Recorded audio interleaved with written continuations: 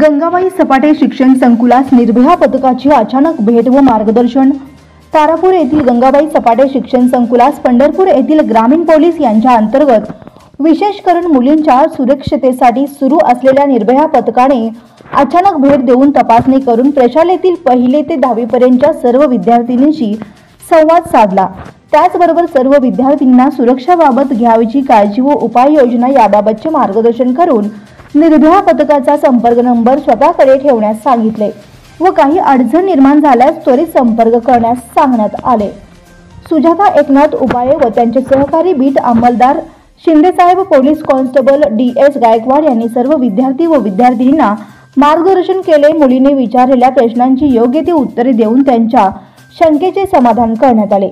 यावेळी प्रशालेतील सर्व शिक्षक, शिक्षकेतर कर्मचारी, विद्यार्थी, विद्यार्थिनींनी मोठ्या संख्येने उपस्थित होते।